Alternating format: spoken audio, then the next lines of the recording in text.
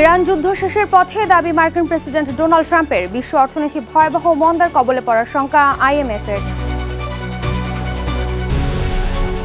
Iran নিয়ে পাল্টাপাল্টি হুমকিতে জড়ালো যুক্তরাষ্ট্র চীন। শুল্ক বসানোর হুঁশিয়ারি ট্রাম্পের, দাঁত ভাঙা জবাব দেবে বেইজিং। যুদ্ধবিরতি লঙ্ঘন করে গাজা ইসরায়েলের আগ্রাসন ও নির্বিচার হত্যাযজ্ঞ অব্যাহত। 24 ঘন্টায় 2 শিশু সহ 11 জন হারিয়েছে প্রাণ।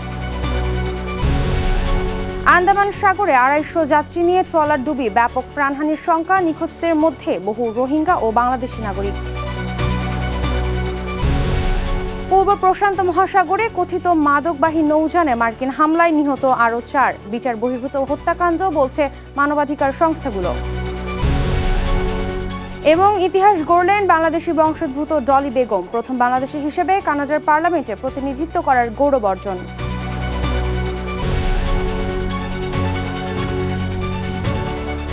বিশ্বজুড়ে ঘটে যাওয়া দিনের গুরুত্বপূর্ণ ঘটনা বলে নিয়ে আরটিভির নিয়মিত আয়োজন সারাদিনের বিশ্বে আপনাদের সঙ্গে আছি আমি ফারহিনা বিনতে ওমর।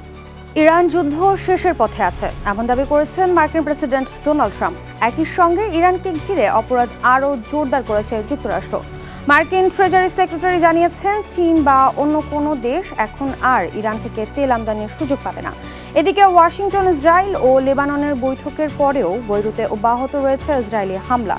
চলমান পরিস্থিতি নিয়ে সতর্ক বার্তা দিয়েছে আন্তর্জাতিক মুদ্রা তহবিল আইএমএফ। ইমতিয়াজ আহমেদের রিপোর্টে বিস্তারিত।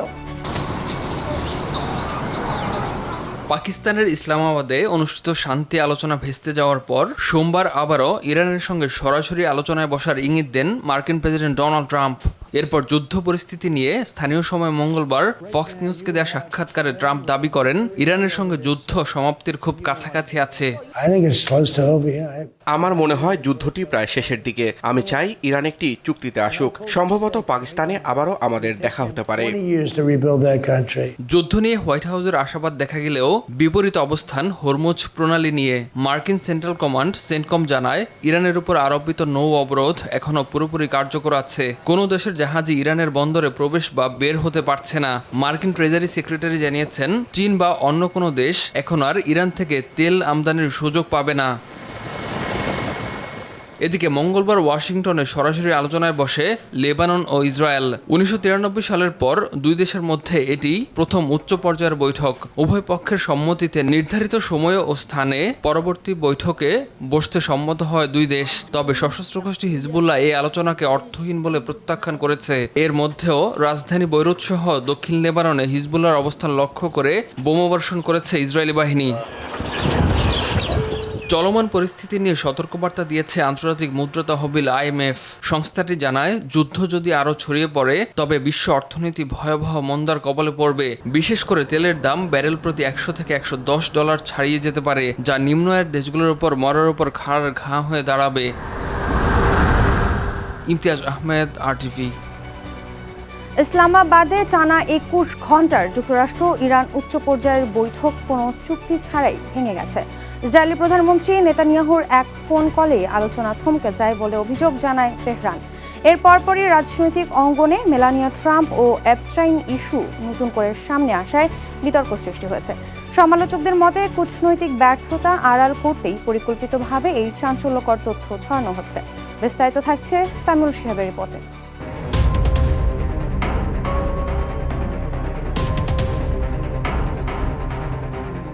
ইসলামাবাদে 21 ঘন্টার টানা বৈঠক, 47 বছরের ইতিহাসে সবচেয়ে উচ্চ পর্যায়ের আলোচনা।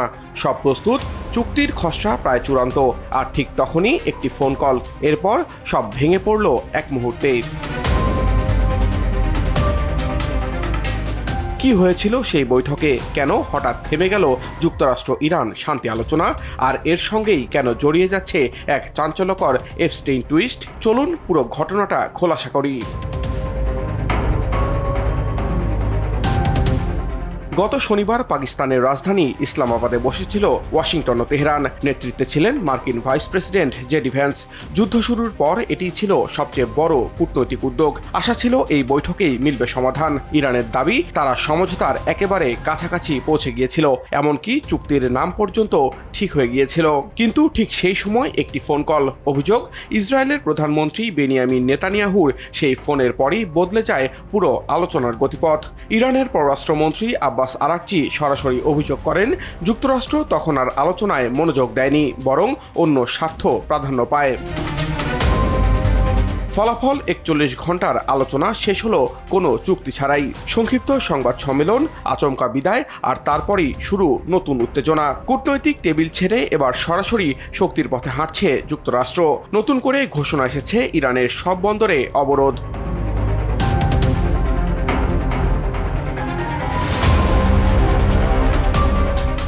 হরমুজ প্রণালী বিশ্বের জ্বালানি বাণিজ্যের লাইফলাইন, সেখানেও কড়াকড়ি নজরদারি। এর প্রভাব শুধু মধ্যপ্রাচ্য নয়, বিশ্বজুড়ে তেলের দাম, অর্থনীতি, এমনকি সাধারণ মানুষের জীবনেও পড়তে পারে বড় ধাক্কা।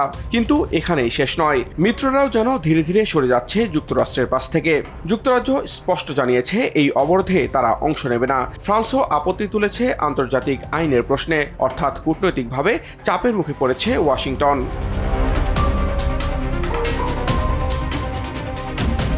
এদিকে ইরানের অবস্থানও কঠোর। যুদ্ধ চাইলে যুদ্ধ, যুক্তি চাইলে যুক্তি। দুই পক্ষের এই অনমনীয় অবস্থানেই আটকে গেছে সমাধানের পথ। কিন্তু এই উত্তেজনার মাঝেই নতুন এক বিস্ফোরক তথ্য। আন্তর্জাতিক অঙ্গনে ফের আলোচনায় উঠে এসেছে বহুল আলোচিত এপস্টিন কাণ্ড। আর চাঞ্চল্যকরভাবে নতুন করে ঘুরে বেড়াচ্ছে ফার্স্ট লেডি মেলানিয়া ট্রাম্পের নাম। বেশ কিছু আন্তর্জাতিক গণমাধ্যম দাবি করছে, গোপন সাক্ষ্য ও নথিতে নাকি উঠে এসেছে এমন তথ্য যা রাজনৈতিক মহলে বড় ধরনের অস্বস্তি তৈরি করছে। যদিও এসব অভিযোগ এখনো নিশ্চিত নয়, তবে সামাজিক যোগাযোগ মাধ্যমে চলছে তুমুল বিতর্ক। প্রশ্ন উঠছে, এই সময়ে কেন এমন তথ্য সামনে আসছে? এটি কি কেবল কাকতালীয়, নাকি আন্তর্জাতিক রাজনীতির আরও বড় কোনো খেলা? তবে পরিসংখ্যান বলছে, যখন কূটনৈতিক ব্যর্থতা সামনে আসে তখন ভিন্ন ইস্যু দিয়ে ফোকাস সরানোর চেষ্টা নতুন কিছু নয়। তাহলে কি ইসলামাবাদের ব্যর্থ আলোচনার চাপ আড়াল করতেই এই এপস্টিন টুইস্ট, নাকি এর পেছনে রয়েছে আরও গভীর রহস্য? জানতে হলে অপেক্ষা করতে হবে আরও কিছু সময়ে। সামিউল শিহাব, RTV। হরমুজ প্রণালীতে কঠোর অবস্থান নিয়েছে যুক্তরাষ্ট্র। ইরানের বন্দর থেকে ছেড়ে আসা এবং সেখানে প্রবেশের চেষ্টাকারী অন্তত 8টি তেলবাহী জাহাজকে মাঝপথ থেকে ফিরিয়ে দিয়েছে মার্কিন নৌবাহিনী। ওয়াল স্ট্রিট জার্নাল জানিয়েছে, হরমুজ প্রণালী দিয়ে ইরানের বন্দরে ঢোকা বা বের হওয়ার সময় এসব জাহাজকে থামানো হয়। তবে কোনো সংঘাত ছাড়াই রেডিও বার্তার মাধ্যমে নির্দেশ পেয়েই জাহাজগুলো গতিপথ পরিবর্তন করে ফিরে গেছে। মার্কিন সেন্ট্রাল কমান্ড সেন্টকম জানিয়েছে, এই অবরোধের ফলে সমুদ্রপথে ইরানের বৈদেশিক বাণিজ্য প্রায় স্থবির হয়ে পড়েছে। অবরোধ নিশ্চিতে ওই অঞ্চলে 15টির বেশি যুদ্ধজাহাজ ও হাজারো সেনা মোতায়েন করেছে পেন্টাগন। পাশাপাশি চলছে মাইন অপসারণের কাজও। ইরান ইস্যুতে এবার পাল্টাপাল্টি হুমকিতে জড়িয়েছে যুক্তরাষ্ট্র ও চীন। মার্কিন প্রেসিডেন্ট ডোনাল্ড ট্রাম্প হুঁশিয়ারি দিয়েছেন, ইরানকে অস্ত্র দিলে চীনের ওপর 50% শুল্ক বসানো হবে। মার্কিন গোয়েন্দাদের দাবি, ইরানকে কাঁধে বহনযোগ্য বিমান, বিধ্বংসী ক্ষেপণাস্ত্র দেওয়ার প্রস্তুতি নিচ্ছে বেইজিং। এদিকে বেইজিংয়ের অভিযোগকে পুরোপুরি বানোয়াট ও ভিত্তিহীন বলে দাবি করেছে চীনা পররাষ্ট্র মন্ত্রণালয়ের মুখপাত্র ও জিয়াকুন জানিয়েন, যুক্তরাষ্ট্র শুল্ক আরোপের অজুহাত খুঁজলে চীনও তার দাঁত ভাঙা জবাব দেবে। আগামী মে মাসে বেইজিংয়ে ট্রাম্প ও শি জিনপিংয়ের শীর্ষ বৈঠকের আগে এই বাকবিতণ্ডা দুই দেশের উত্তেজনা আরও বাড়িয়ে দিল। যুদ্ধবিরতি লঙ্ঘন করে গাজায় আগ্রাসন ও নির্বিচার হত্যাকাণ্ড অব্যাহত রেখেছে ইসরায়েল। মঙ্গলবার একই দিনে ইসরায়েলি বিমান হামলায় 2 শিশুসহ কমপক্ষে 11 জন প্রাণ হারিয়েছেন। ফিলিস্তিনের সরকারি সংবাদ সংস্থা ওয়াফার বরাতে এই তথ্য জানিয়েছে আল জাজিরা। এর মধ্যে গাজার আল শাতি শরণার্থী শিবিরে বিমান হামলায় 5 বেসামরিক নিহত হয়েছে। এর আগে গাজা সিটির আল নাফাক স্ট্রিটে একটি পুলিশ ভ্যান লক্ষ্য করে চালানো হামলায় 1 শিশুসহ 4 ফিলিস্তিনি নিহত হন। এছাড়া উত্তর গাজার বাইত লাহিয়ায় পৃথক এক বোমা হামলায় আরও 1 ফিলিস্তিনি প্রাণ হারিয়েছেন। এদিকে উত্তর ইসরায়েলে 20টি রকেট ছুড়েছে লেবাননের সশস্ত্র গোষ্ঠী হিজবুল্লাহ। ধারণা করা হচ্ছে লেবানন সীমান্তে ইসরায়েলি বাহিনীর চলমান অভিযানের পাল্টা জবাবে এই হামলা চালানো হয়েছে। হামলার পরপরই উত্তর ইসরায়েলের মানারা এবং কিরিয়াত শমনো এলাকায় সতর্কতা সাইরেন বেজে ওঠে। ইসরায়েলি গণমাধ্যম চ্যানেল 12-এর প্রতিবেদন বলছে, বুধবার সকালে লেবানন থেকে ইসরায়েলের গ্যালিলি অঞ্চল লক্ষ্য করে রকেটগুলো ছোড়া হয়। ইসরায়েলি প্রতিরক্ষা বাহিনী জানায়, রকেটগুলোর মধ্যে বেশ কয়েকটি আকাশেই ধ্বংস করে দেওয়া হয়, বাকিগুলো জনশূন্য খোলা জায়গায় পড়ার কথা জানানো হয়। হামলায় এ পর্যন্ত কোনো প্রাণহানি বা বড় ধরনের ক্ষতির খবর পাওয়া যায়নি। আন্দামান সাগরে 250 যাত্রী নিয়ে একটি ট্রলার ডুবির ঘটনায় ব্যাপক প্রাণহানির আশঙ্কা করা হচ্ছে। নিখোঁজদের মধ্যে অনেক রোহিঙ্গা ও বাংলাদেশি নাগরিক রয়েছেন। জাতিসংঘের শরণার্থী সংস্থা UNHCR জানায়, মঙ্গলবার বৈরী আবহাওয়া ও অতিরিক্ত যাত্রী বোঝাইয়ের কারণে মালয়েশিয়াগামী নৌযানটি ডুবে যায়। বাংলাদেশ কোস্ট গার্ড 9 জনকে জীবিত উদ্ধার করেছে, যাদের মধ্যে 6 জনই সন্দেহভাজন পাচারকারী। উদ্ধারকৃতরা জানান, মালয়েশিয়ায় চাকরির প্রলোভন দেখিয়ে পাচারকারীরা তাদের নৌকায় তুলেছিল। দুর্ঘটনার পর তারা প্রায় 36 ঘন্টা সাগরে ভেসেছিলেন এবং নৌকাডুবির আগেই শ্বাসকষ্টে অনেকেই মৃত্যু হয়েছে। দীর্ঘস্থায়ী এই শরণার্থী সংকটের টেকসই সমাধান না হওয়ায় এমন মর্মান্তিক ঘটনা বারবার ঘটছে বলে জানিয়েছে জাতিসংঘ। পূর্ব প্রশান্ত মহাসাগরে কথিত মাদকবাহী নৌযানে মার্কিন হামলায় আরও 4 সন্দেহভাজন নিহত হয়েছে। এ নিয়ে গত 4 দিনে পৃথক এসব হামলায় নিহতের সংখ্যা দাঁড়িয়েছে 11 জনে। আর সেপ্টেম্বর থেকে চলা এসব অভিযানে 175 জনেরও বেশি প্রাণহানির ঘটনা ঘটেছে। মার্কিন সাউদার্ন কমান্ড নিহতদের মাদক সন্ত্রাসী বলে দাবি করলেও কোনো সুনির্দিষ্ট প্রমাণ দেয়নি। ফলে হামলাগুলোকে বিচার বহির্ভূত হত্যাকাণ্ড বলে সমালোচনা করছে আন্তর্জাতিক আইন বিশেষজ্ঞ ও মানবাধিকার সংস্থাগুলো। তাদের মতে, মাদকের উৎস দমনের নামে বেসামরিক মাছ ধরার নৌযানগুলোকে লক্ষ্যবস্তু করা হচ্ছে। কানাডার রাজধানীতে ইতিহাস গড়লেন বাংলাদেশি বংশোদ্ভূত ডলি বেগম। গত সোমবার অনুষ্ঠিত ফেডারেল উপনির্বাচনে স্কাবোরো সাউথ ওয়েস্ট আসন থেকে বিশাল ব্যবধানে জয়ী হয়েছেন তিনি। লিবারেল পার্টির প্রার্থী হিসেবে 20,114 ভোট পেয়ে প্রথমবারের মতো অটোয়া পার্লামেন্টের সদস্য নির্বাচিত হন ডলি।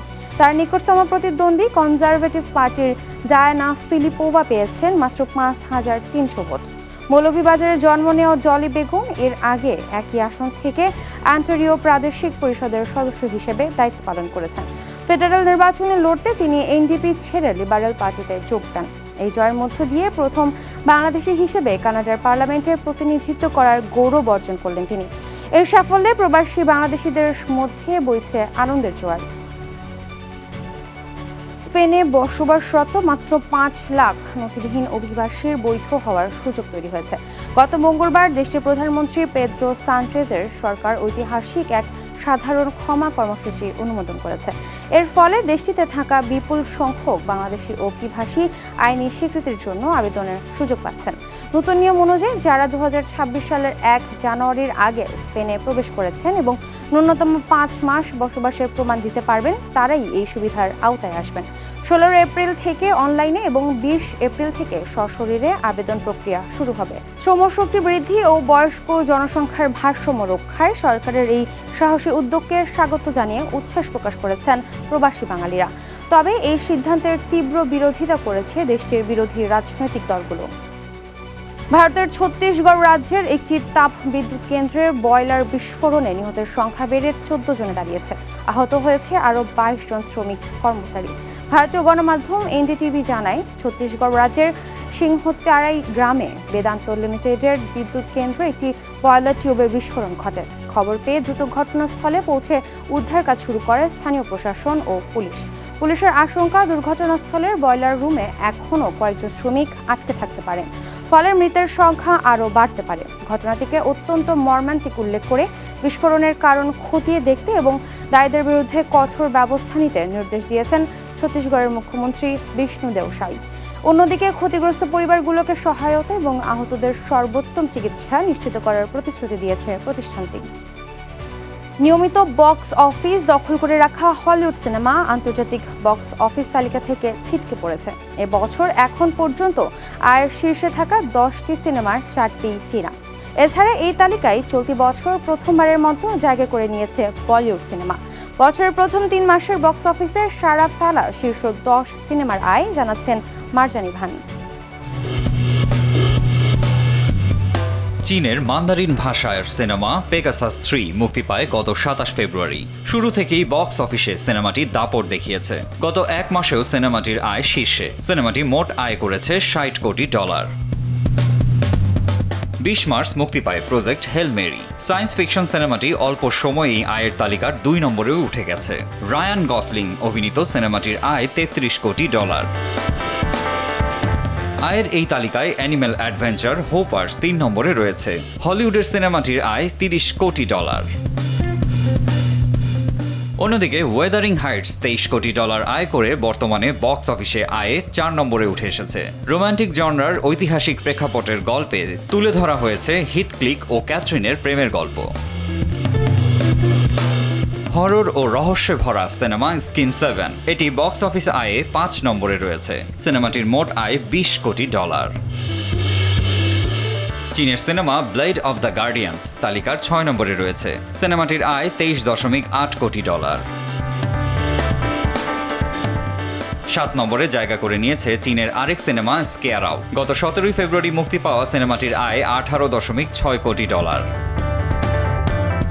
8 নম্বরে রয়েছে অ্যানিমেশন সিনেমা গোট। একটি ছাগলের স্বপ্ন পূরণের গল্পকে নিয়েই এই সিনেমা। সিনেমাটির আয় $18 কোটি। আন্তর্জাতিক বক্স অফিসে 10-এর মধ্যে কখনোই বলিউডের সিনেমা দেখা যায়নি। এবার ধুরন্ধর 2 সিনেমাটি 9 নম্বরে জায়গা করে নিয়েছে। রণবীর সিং অভিনীত সিনেমাটি 19 মার্চ মুক্তি পেয়ে অল্প সময়েই আন্তর্জাতিক বাজার থেকে $15 কোটি বেশি আয় করেছে।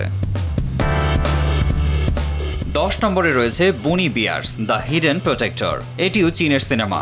আয় $14 কোটি। সিনেমাটির গল্প 2 ভালুক বন রক্ষার মিশনে যুক্ত হয়ে একটি গুপ্ত বিপদের হাত থেকে বনকে রক্ষা করে। মার্জানি ভান, RTV। আর এরই সাথে শেষ করছি সারাদিনের বিশ্ব। RTVর সাথে সংযুক্ত থাকুন, মতামত জানান RTVর সামাজিক যোগাযোগ মাধ্যমগুলোতে।